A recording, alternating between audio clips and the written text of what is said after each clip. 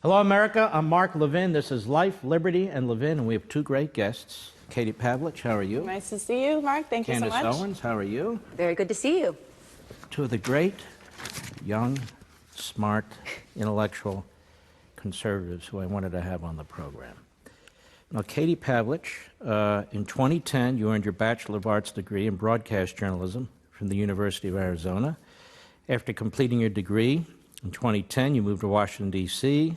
You became news editor for townhall.com, contributing editor, Town Hall magazine, Fox News Channel contributor, and now an alternate co-host for The Five. And you're ubiquitous, as are you, Candace. Candace, you're known for your commentary. You are the director of urban engagement at the conservative advocacy group Turning Point USA.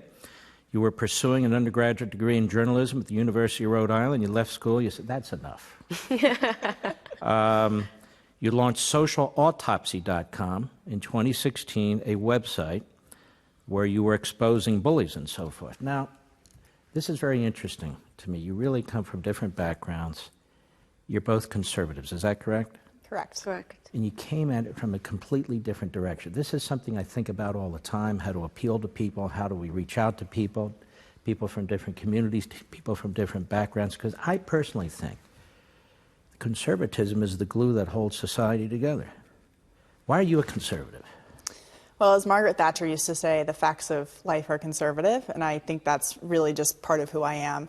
I grew up in a conservative household. My parents were small business owners, so it really just was kind of part of who we were. They never sat us down and said, this is what the left believes, this is what the right believes, Republicans, Democrats. It was just more of a conversation piece. And I wrote a letter to Bill Clinton when I was 6 years old about taxes and how it was unfair that he was taking our money and we didn't get to spend his money. And he wrote me back with, a generic argument about paying fair shares and all that kind of thing. So that's when it really started. But, I'm a daughter of the American Revolution. My grandpa fought in World War II. I have lots of family members who were in the military. And it really just was part of growing up for me. I didn't realize until high school that the man wearing a cowboy hat on the poster in our garage was actually Ronald Reagan. And so my parents it was how we were. I grew up on 5 acres of land in Flagstaff, Arizona, and we really just lived a conservative lifestyle, personal responsibility, being self-sufficient, being responsible for our own actions, our own future and pursuits. So that's why I am a conservative. It really just is part of who I am. Candace, you didn't grow up that way. I did not. You've become a fairly recent conservative. That is true. How did you reach that point? Well, I like to say now that the reason I'm conservative is because I used to be a liberal, and I learned a lot. Obviously, growing up in a black household, there's a lot of emphasis placed on black people today being liberals, being Democrats. It's pretty much programmed into us via the public school system that is the only option for us because Republicans, of course, are racist and they want to harm the black community. And I had a different experience in life, realizing that everything in my life seemed to be going wrong. I was blaming the world for everything that was going wrong. There was no personal responsibility because in a lot of these liberal movements, you're essentially taught that there's always someone else that you can blame. And you're pointing the finger at everybody else. You're not looking internally to fix things, and you'll find that things will continue to go wrong. So during the 2016 election cycle, I was watching our wonderful president take a run for the White House, and the conversation was very strange. The rhetoric that the media was using was extremely aggressive. They were trying to convince me that he was a racist, that he was a sexist, that he was a misogynist, at one point that he was incestuous, right? They started that horrible story about Ivanka Trump, and at one point that he was a rapist. And I said, this is very strange. I grew up in a household listening to hip hop music. Trump was glorified in a lot of those music, and a lot of those songs. And all of a sudden they wanted me to believe that he was a racist. So I had to ask myself in that moment, is it plausible that racism is being used as a theme to turn black people into single issue voters? And the answer to that question is, of course, yes. What does conservatism mean to you?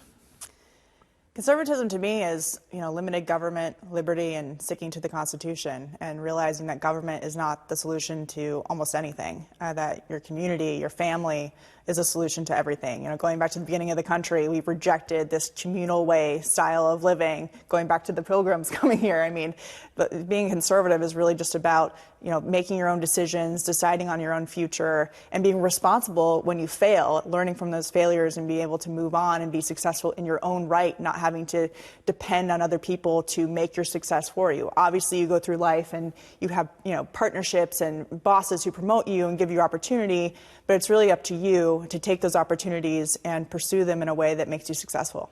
And what does conservatism mean to you? Well, if you look at the inverse, I think liberalism to me means bondage, and conservatism means freedom. The freedom to choose, the freedom to have responsibility to go after things in life. It's the founding principles of this country, that any person could come to this country with the clothing on their back and make something of themselves. I learned conservatism through my grandfather. I didn't know that that was the name. I didn't know these were conservative principles. Starting his life on a sharecropping farm, working tremendously hard, 5 years old, picking cotton and laying tobacco out to dry on a farm. And today he now owns that farm. That was the American dream. And we lost that. We gave that up as government got bigger and the individual got smaller. And this is all quite important from a philosophical perspective. You just related it to your own family. Is conservatism about individualism? Absolutely. Is conservatism about a circle of liberty that surrounds each individual that government must never penetrate? Is this an appealing idea among young people today in college campuses today? I mean, when I was a young guy, a little while ago, and I would go college campus, I have to say, I was fighting. I was in the minority all the time. Mm-hmm. Because the professors weren't any different. They were collectivists, they were tenured, some of them were Marxists, and it all sounds so cool. And we had to fight this. And I thought the people who fought it with me were actually the smarter ones. Is that what's going on today, or is it worse in our colleges today? Well, I know that parents get really nervous about sending their kids to college because they're concerned about the indoctrination, but for me, going to a liberal university and having that combative role with professors both in political science department and the journalism department really solidified my principles as a conservative and why I am the way I am. And I was challenged every day and had to defend myself and come up with another side of the argument that was valid. And when it comes to other students, I was always leading the charge to try and bring conservative speakers and fighting the administration because they were infringing on our free speech rights by charging us these ridiculous security fees. And so I would say, the campus environment maybe hasn't changed. It is pretty bad. I speak on college campuses a couple times a semester, and there is no room for any kind of thought outside of the Marxism, outside of the socialism. But what I've learned is that the students may buy into that, but when you actually ask them what socialism means, they can't define it. And when you start pointing things out like, each and every one of you are wearing a different pair of shoes, and each and every one of you have a different style backpack or a different style iPod or a different phone case. And it seems really simple, but the fact is that they are individuals on every single level of their life. And socialism and communism and Marxism don't allow them to do that. But you can never blame students especially for something they've never been told. And so I feel like it's my obligation to go to these college campuses and to simply present the other side of an argument, of an idea that they're not getting inside of their classrooms. And oftentimes, I always ask people who disagree with me to come. I tell whatever group is hosting me, invite the college Democrats, invite the college socialists, invite people to come and listen, invite your professors who have been saying these horrible things about my speech already, even though they've never met me or know who I am or even know what I'm going to talk about. And they may come in disagreeing with me and they may leave disagreeing with me, but the rewarding thing is when students come up to me afterwards and say, look, I walked in here disagreeing with you, I still disagree with you, but at least I know where you're coming from. And even better is when they come and say, I totally disagreed with you, but now I agree with you, and I'm going to go and tell 10 of my friends exactly what I learned here tonight. You were a journalism major. I was, yes. You took journalism courses. That was your major. Correct. Was it hard left? Were they indoctrinating people? Is that why journalists in this country are so, almost to a person, yes. There's few exceptions, speak, sound, make the same noises on TV and radio? That's correct. It definitely is indoctrination. And I will say this, it's much worse today than when I was in school, and we're talking about just a difference of 5 years. What I have observed on college campuses this year. And you're on college campuses also? Yeah, we do college campus tours. It's terrifying. It's actually terrifying. There's this idea that it's virtuous. You can't speak as a conservative on campus without being boycotted, without being protested, without students lining up and playing music loudly so that they can drown out the sound of your voices. Now, we're not speaking about anything controversial at Turning Point USA. We believe in free markets and capitalism, the founding principles of this country, and the students hate that. And they don't hate that, as Katie mentioned, they don't hate that because they formed these ideas. They hate that because they have been indoctrinated to hate that. So I say that college campuses are literal liberal indoctrination camps. And that is why I understood, especially in terms of me wanting to wake up Black America, which is my highest priority, that was an extremely important vertical to hit. It is how I ended up as a liberal. It is how I ended up thinking that perhaps socialist principles could save the world. The most important battle that we are facing in this country today, and what conservatives did wrong, was handing over the school systems to the left, allowing them to take that over. And it is the most important battle that we are fighting today.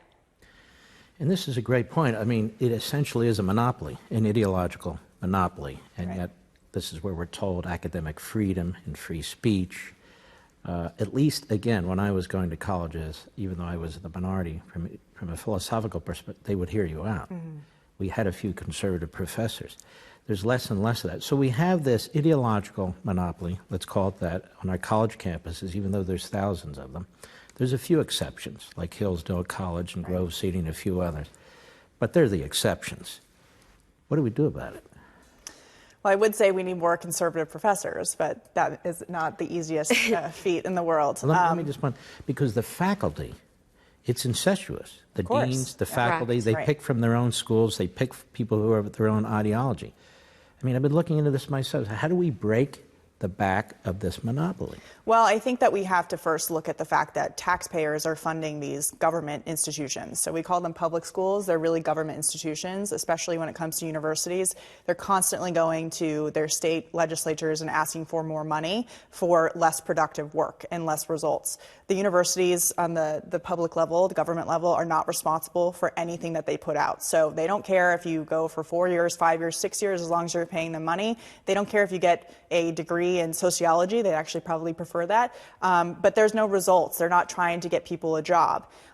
So how do we change that? First, you talk to your state legislatures about how the universities are taking all of your tax money and they're not actually producing any real world results of students who can then go get real jobs instead of being $100,000 in debt over a women's studies So pull degree. back the funding? Pull back some of the funding, look at what they're spending their money on. When I was in college, I would go on a radio show every single Thursday and expose what was happening inside the universities, inside my classroom, what my professors were saying inside the classroom, what they were spending money on. I remember they built a fake border wall across campus, and they were preventing students. Yeah, they were preventing students from getting to class. And those are the things that student fees are going towards. That's what parents are paying for. That's what taxpayers are footing the bill for. And so exposing that from the inside out is important because alumni can look at it and say, I'm no longer going to give my money to these universities. I'm going to give them to conservative organizations instead that are actually making a difference on campus. Suing universities is key too because they think that they're not going to be held accountable by anybody. But when they're infringing on the rights of students, organizations like FIRE have sued on behalf of students. ADF has also sued to say, look, you think you can bully students out of their First Amendment rights by bringing conservative speakers here to simply offer a different point of view? We're not going to put up with that anymore. Their constitutional rights apply on campus and off campus. When we come back, I want to know what you think too, what we should do about this ideological monopoly on our college campuses. I think these are great ideas, great things that are going on, but I think it is the biggest problem we face when it comes to young people in this country. Don't forget, folks, to join us almost every weeknight on Levin TV. Go to crtv.com/mark, crtv.com/mark, and join us. Or give us a call at 844-LEVIN-TV, 844-LEVIN-TV. And by the way, notice how patriotic our guests are. Red, white, blue, and they didn't plan it. We did not plan it.